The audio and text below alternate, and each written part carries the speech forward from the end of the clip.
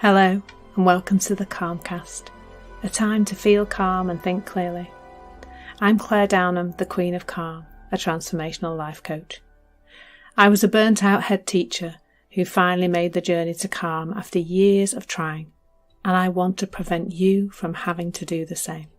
The Calmcast is a series of short explorations, gently guiding you back to your natural state, which is calm and clarity.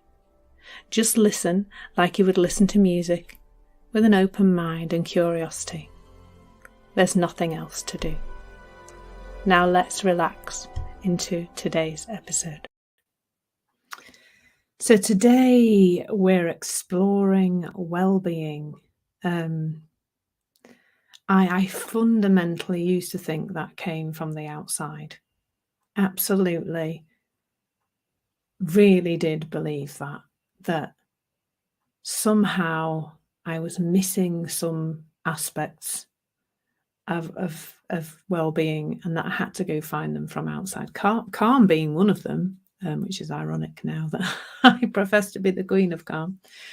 And I felt I needed to do things to be okay. And to be honest, this started even before I burnt out. After I burnt out, it just got more momentum, really. But even before I burnt out, I'd started exploring meditation. I'd started exploring self-development books. I'd been to a Hay House conference in London. I really was looking for this well-being thing, this feeling okay thing outside of me. Now after I burnt out, it really did get into it got to be serious business, to say the least. So I don't think I ever actually read the Miracle Morning book, but somebody mentioned it to me, and I found there's these 2 YouTube videos of him describing Hal Elrod describing the Miracle Morning and what's in it, and I did that, and so I did the whole thing, the meditation every day, gratitude journal every day, some kind of reading or listening to something educational every day, affirmations, vision board, and, some kind of exercise. Those are the 6 things in the Miracle Morning.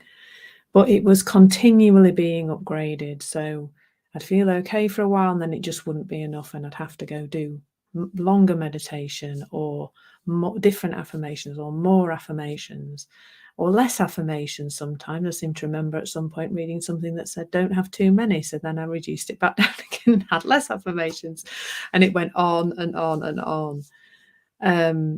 So the things that I did and the length of time I sustained them for is like probably something to be quite proud of in a way. But I meditated probably for 4 to 5 years every day. Like I'm not joking. Sunday mornings, Saturday mornings, busy days, not so bit all the time. I kept a gratitude journal for probably about 6 years. They're still in a box upstairs. Crazy. But they're I did that. I did affirmations for years, all of it. And what I see now is that fundamentally comes from a place of lack. It's saying that it's missing. We don't have it. We don't have well-being anymore. It's not available to us anymore. It's gone.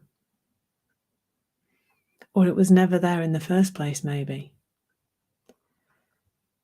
And that's sad, isn't it? Like, that just is sad that we're being told that we're not okay. And I'm not going to go down some kind of insidious conspiracy theory about the self-development industry, but that's where it's perpetuated, isn't it?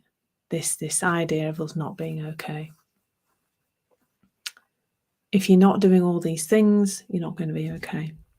And I see it not only in individuals, but I see it in businesses.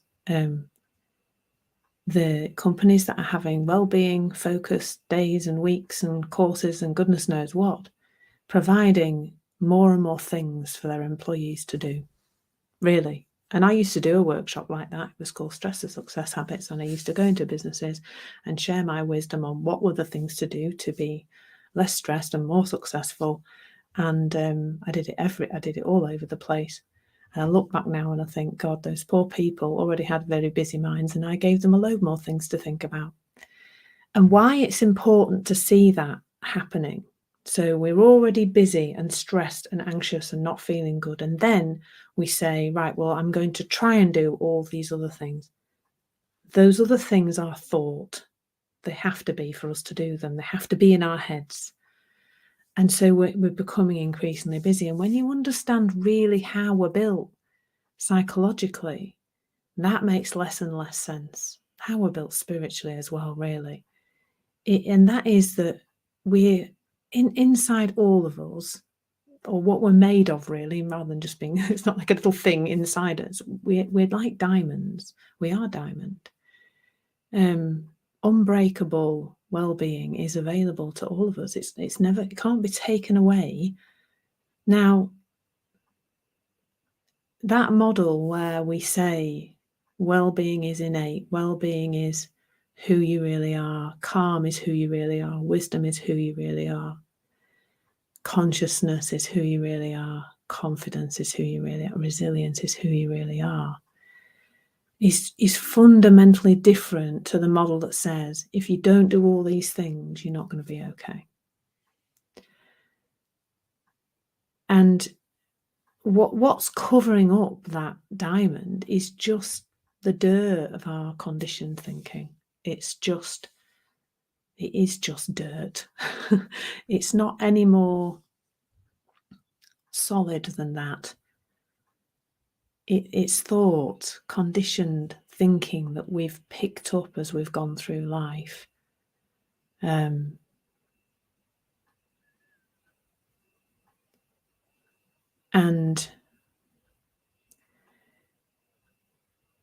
it just covers over the well-being sometimes. But there's something really profound when we know that's there, when we know that it's guiding us, when we know it's always available to us. The thing is, with the model of lack from the self-development industry and from all the different morning routine people and all that, is that it's saying we're lacking, when actually all that does is add more noise to the system.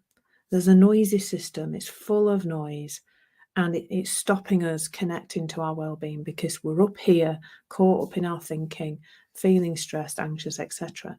And then the self-development just says, well, there's more for you to do. There's more for you to think about. And I remember having a conversation with somebody recently where they felt terrible because somebody had said to them, journaling is a good idea. Off you go, do that. And they weren't keeping up with it. So then there was more of this awful kind of self-recrimination, guilt. I'm not looking after myself properly. I'm not doing what I should be doing. Somebody said to me that journaling is transformational and I'm not doing it.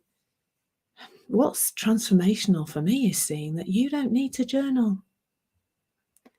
If it makes sense to you and you feel filled with the joy of it and you want to do it, the same with all of this stuff, meditation, journaling, affirmations, whatever, and you're getting up with this, I just love chanting positive statements about myself. It fills me with joy. Then yay, amazing. If you're doing it because you fundamentally don't think you can be okay without it, it is no different, and I'm sorry if you don't like this, it is no different to any other addiction. I realise it's different in terms of the physical body well-being. It is different to drink wine and eat chocolate than it is to, do a meditation for our physical body. But the psychological addiction is the same. If I think I can't be okay if I don't meditate, that's the same, isn't it, as thinking I can't be okay if I don't have a glass of wine. Sorry to pop anybody's bubble around this, but I was addicted to my morning routine. Fundamentally, I was addicted. I thought I couldn't stop. I thought I would fall apart, that I would lose my sanity. Probably lose my rag as well if I didn't keep doing it. What an awful trap to be in, to be trapped into thinking that we have to do anything to be okay. is pointing us in the wrong direction. It's pointing away from what's actually fundamentally whole and well inside us. I really do think if everybody saw this, there would be such a transformation in how people were and how they saw themselves. So I'm sorry if I've rattled anybody's cages with this, but it's the truth. It really is. And when you see it, that's what's transformational. Thank you so much for listening. There's nothing to do now but bring some awareness to how this is working out in your life. Listen regularly to experience longer and longer periods of calm. This has been the Calmcast with Claire Downham, Queen of Calm. Take care and keep listening.